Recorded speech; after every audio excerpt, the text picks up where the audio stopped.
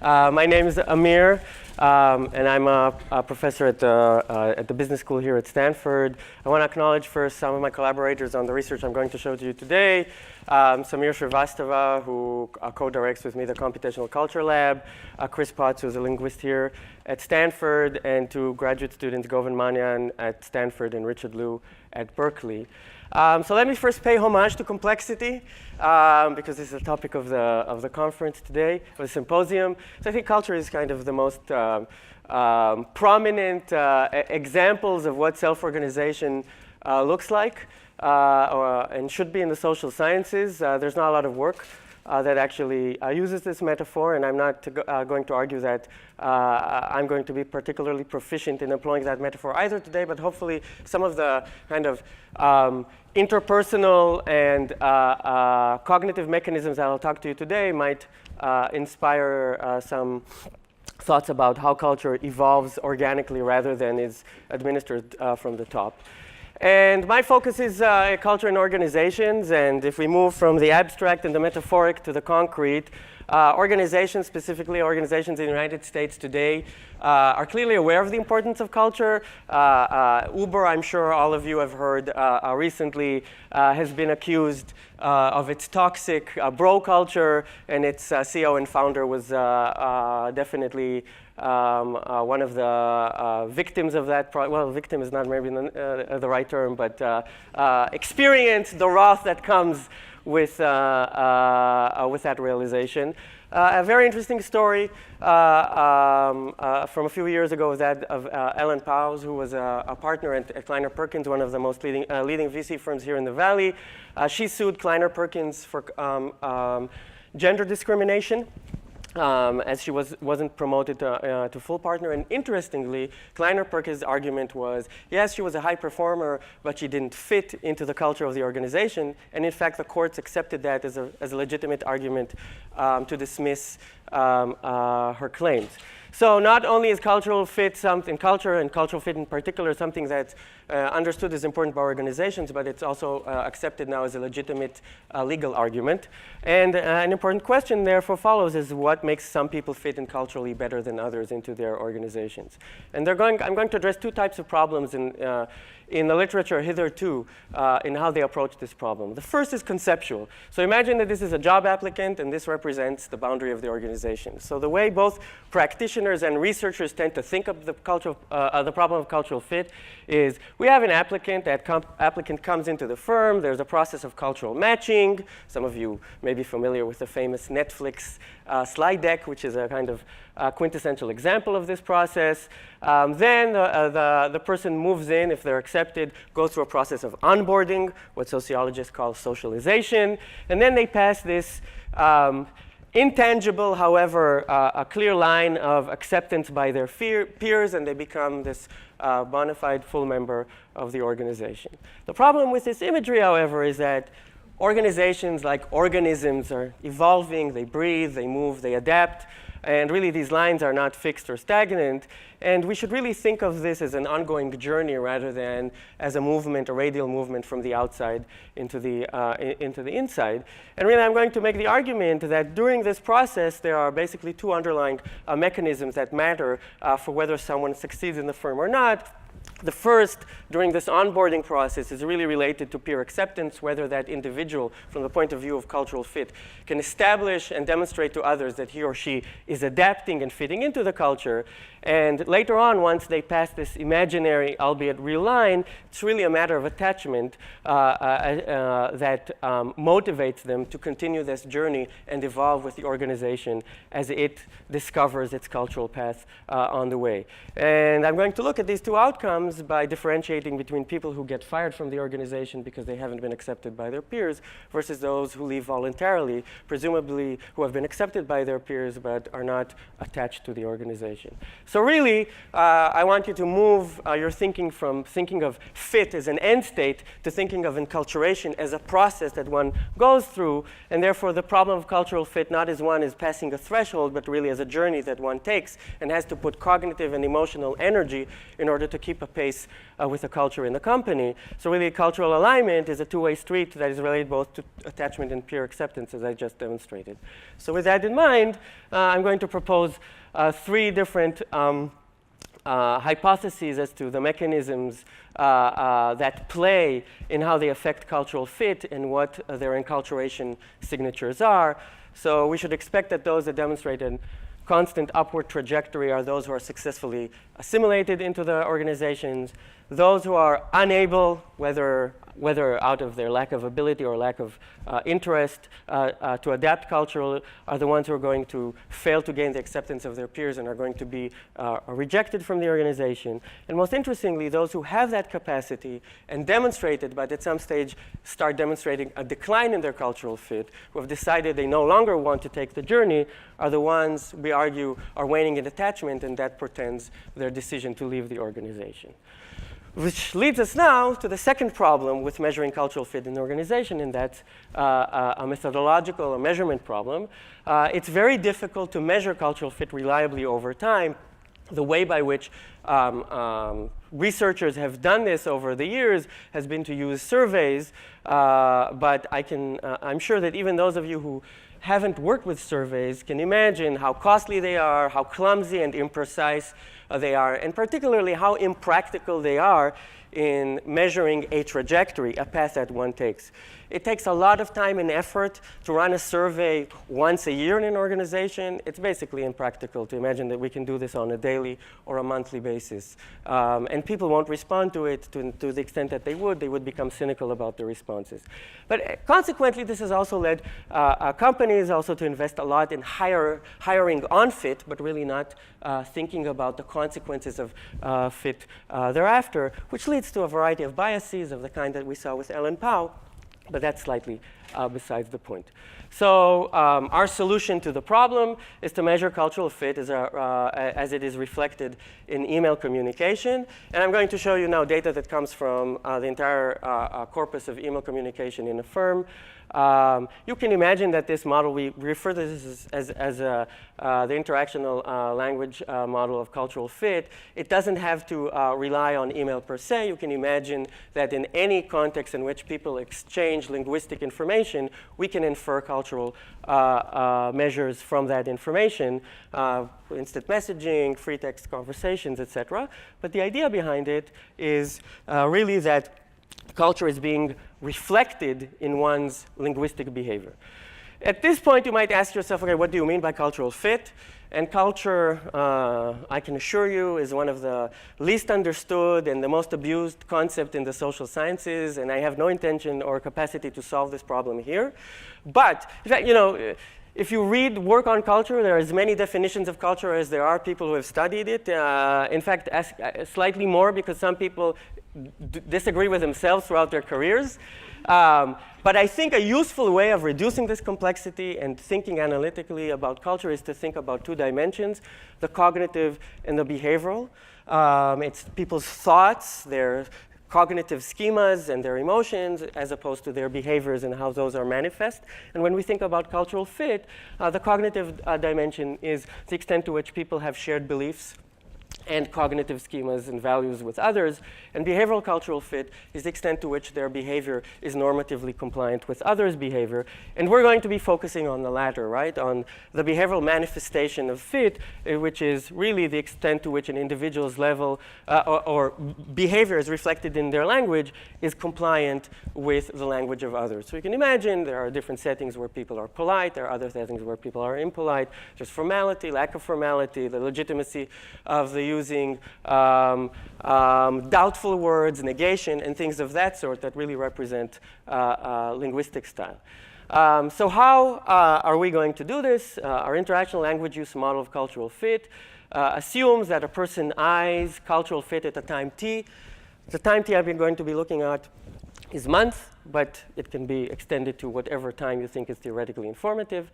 So we define I's cultural fit at time t as the similarity between two distributions, the distribution of linguistic categories in I's outgoing messages, and the distribution of linguistic categories in I's incoming messages. So basically, it is the distributional congruence between the language that I uses to communicate with his or her peers and the language that her peers use to communicate with I.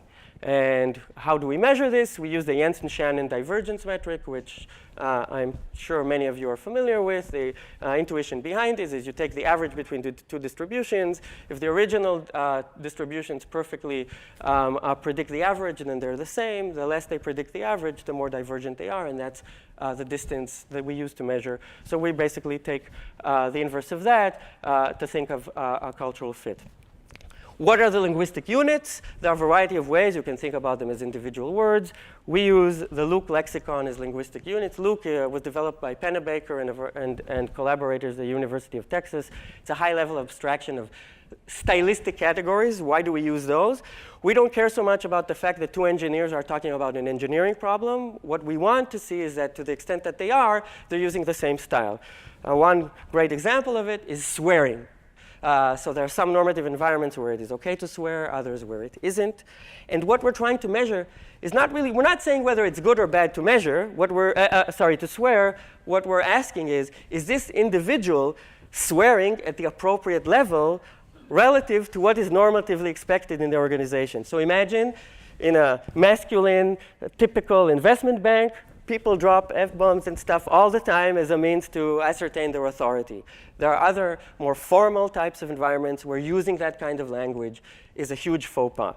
What we're trying to measure is, are you reading that code correctly, and are you using swearing and other forms of linguistic style in the appropriate way relative to your peers. Our Empirical Setting is a mid-sized use technology firm that was kind enough to give us all its data, both high-level personnel data and all the communication. Actually, parts of this study I'm going to show you relate to 5 years, but we've received since more data. We now have 8 years of data that encompass now almost I believe 1,500 employees, but the first part is going to be with 600 employees only. And in particular, we're going to look at hiring and exit dates, reasons of exit, right, whether one left voluntarily or not, and demographics, and other things that we're going to control for. So these are a few things coming out of our data. This is a Cox proportional hazard model. Basically, it's the cumulative probability of being promoted as a function of one's cultural fit over time. So as you can see, this is the median employee. This is the low fit employee. This is the high fit employee. Their probability cumulatively of being promoted to a managerial position is 3 times greater than those with low cultural fit. This is even more dramatic when we think about being fired, right? People with low cultural fit have by 3 years, basically have a 50% chance of being fired from the organization. This relates to receiving a favorable performance. I won't get into the detail of the econometrics, but we did a lot of sophisticated statistical cool stuff if you're really interested in endogenating other types of problems. This is bonus, for example. So really, people who have a significantly higher cultural fit make thousands of dollars more than their peers who do not, all other things being equal. But I argued previously that really what we care about is the journey, right, the pattern. And this is what cultural fit looks over time. So the average employee takes about 12 months to reach the average level in the organization, and then it goes up thereafter. And if we look at the different types of outcomes that these employees demonstrate, we see that those who are retained, as we expect, demonstrate an increase in their level of cultural fit. Those who are involuntarily departed, right, who are fired, are incapable of increasing their cultural fit, in fact, start to show a decline in cultural fit towards the end of their tenure in the firm. And interestingly, those who are voluntarily departed demonstrate an increase in their cultural fit, but somewhere in the half-life in the firm, right, they work in a formal organization and they say to themselves, screw it, I'm now starting to swear even though it's not normatively expected. And that, right, do they do this consciously? Probably not. But as their attachment starts to decline, these psychological mechanisms kick in, whereby they feel less committed and less constrained in their need to behave in a culturally compliant way. And I mean, for 600 employees, these are strongly statistically significant trends. We had to do a complicated match pairing approach. If you're interested, I can explain it later. But basically, this was a way for us to tease out these different trajectories. We also look at what matters. Is it the selection into the firm or your ability to enculturate thereafter? So we calculate an individual's adaptation rate, basically the slope of the cultural fit during the first 6 months. And we run a similar model. And here once again, we can see now, this is the median newcomer into the organization. But interestingly, this is the person who enters the firm with relatively high initial fit, but enculturates very slowly, as opposed to someone who comes in with low initial fit and enculturates fast. And this is, again, their cumulative risk of being fired. So as you can see, those who enculturate faster are significantly less likely to be fired. So really what this suggests to us is what matters is not so much whether you have high cultural fit at time of entry, is whether you are proficient in reading the cultural code and adapting thereafter that really protects you or enables you to communicate your fit to your peers. And finally, in a more recent paper, we asked ourselves, why is it that some people are better at fitting into an organization than others? That's a very difficult question to answer. And you can think about, well, some people have innate different psychological capabilities and dispositions. So some people are better readers of code wherever you throw them.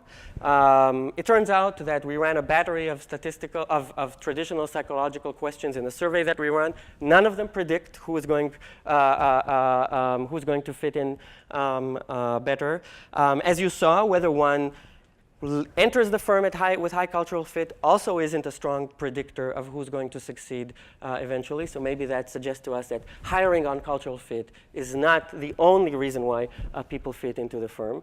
But it's very difficult to tease out causally. So what we did is we used a reorganization in the company where basically everybody, they completely reorganized the firm as it was growing.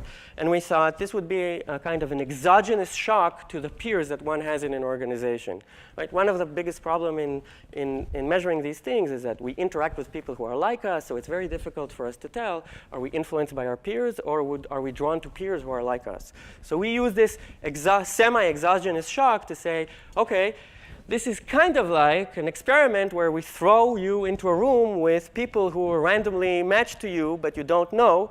And what we see is that if you increase, these two different lines represent two groups of people, people who were matched with peers who had a higher level of cultural fit than that individual experienced in their peers previously, and those who experience a decline in their peers' cultural fit. And this is, so they look very similar before the reorganization, but as you can see, after the reorganization, there's a significant increase in those whose peers are themselves high at cultural fit, and a significant decrease in those whose peers have a significant decline in cultural fit. So what that tells us is that really culture is not something that's innate to us so much, but it's something that we learn from others. There's a lot of literature in evolutionary psychology about cultural intelligence.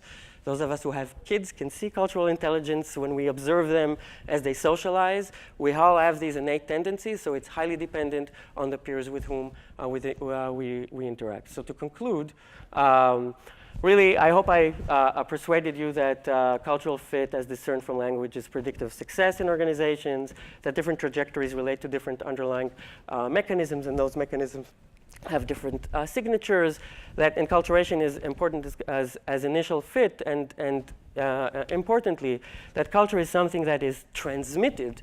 So therefore, the quality or the makeup of our peers is going to be highly consequential to whether we as individuals are going to fit in to the environments in which we operate. So thank you very much. Great. So we do have like 5 minutes for questions, so we'll try to get to everyone's questions and then have one more talk. So yeah.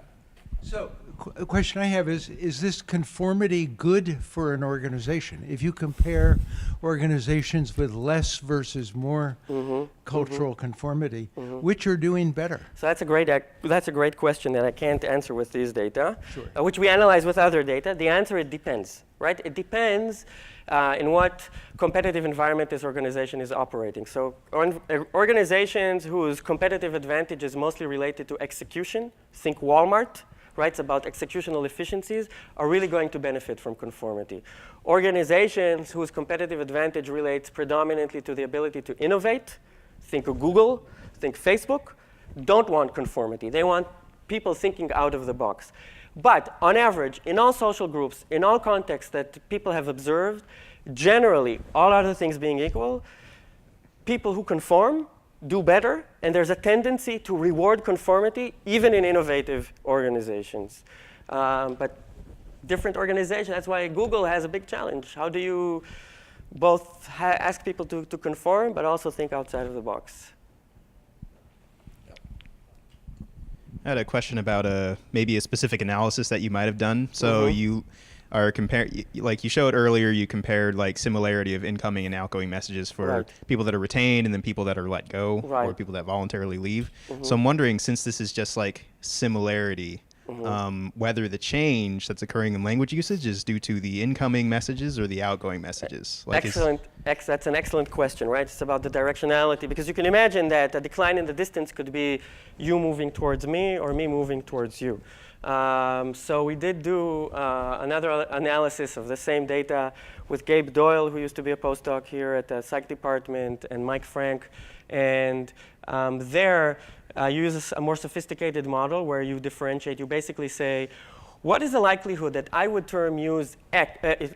use term X, conditional on my interlocutor using X before me, but minus the baseline probability that I have of using X without being prompted by you to use it.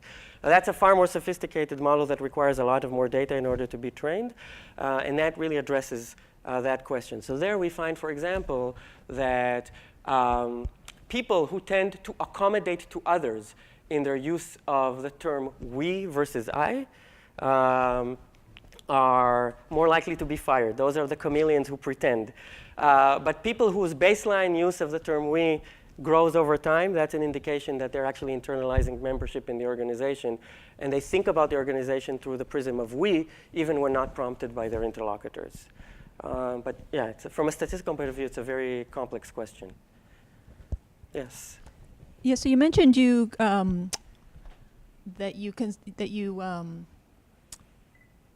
corrected for a number of factors, including gender. And I'm wondering if you could comment in 20 seconds or less what kind of gender biases, trends you were seeing. OK, so in 20 seconds, women tend to conform more and are rewarded less for conformity. Is that surprising? No. Our study is underpowered because there are relatively few women in this organization. But that's the general trend. This might have another underpowered thing. Of course, with culture, ethnicity is a huge factor, and you've treated it like it's a journey of an individual, whereas to me, people might just be people, and it's actually the organization that is journeying, that they'll basically move someplace to exclude someone they don't want. That's true. And so how does your analysis depend on the assumption that it's the individual that's taking the journey versus the institution or the company? There are two answers to that. So the simple statistical answer is that we also control in our models imagine that we can measure the cultural fit of the whole organization with itself in the preceding time. So we kind of control for shifts in the organization. But from a philosophical, these are mutually constitutive. The culture of the organization is the people that it is made up of. And I think it's a really interesting question to continue to explore.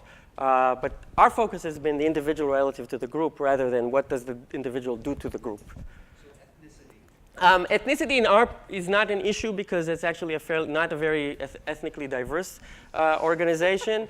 But not from a measurement point of view, right? Yes. But I want to say one thing, however. We tend to equate culture with ethnicity. that tends to be a very, very profoundly wrong equation. Not all Asian Americans, not all African Americans, not all, however you think of a Jew, like Jews, people of different religious beliefs, are not made out of the same cultural mold necessarily. And we tend to proxy that because it's convenient from a measurement point of view. But I think with these refined measures, we might also question those assumptions as well. Anyway, thank you. And if there are students here who are interested in collaborating on these issues, I'd be very interested to hear from you. Thank you very much.